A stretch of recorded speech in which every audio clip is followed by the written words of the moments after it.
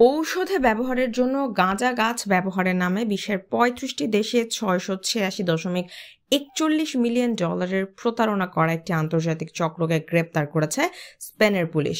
দেশটির পুলিশ এক বিবৃতিতে বলেছে, চক্রটি একটি বিপণন ব্যবস্থা স্থাপন করেছিল। তারা আন্তর্জাতিক গাঁজা মেলায় বিনিয়োগ করতে অনেককেই প্ররোচিত করেছে। স্পেনের পুলিশ ইউরোপল ও অন্য ৫ দেশের পুলিশ বাহিনীর সহায়তায় এই অভিযান পরিচালনা করে। গত ১১ April Spain, Britain, Germany, Latvia, Poland, Italy এবং ডমিনিকান প্রজাতন্ত্রের জালিয়াতির সন্দেহে ৯ জন সন্দেহভাজনকে গ্রেপ্তার করা হয়। তবে গ্রেপ্তারদের নাম, পরিচয় ও পুরো ঘটনা প্রকাশ্যে জানানো হয়নি।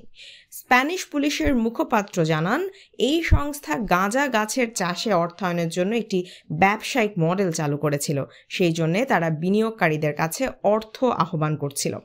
এই পদ্ধতিতে তারা বিনিয়োগকারীদের ৭০ থেকে ১৬৮% লভ্যাংশ দেওয়ার প্রতিশ্রুতি করেছিল।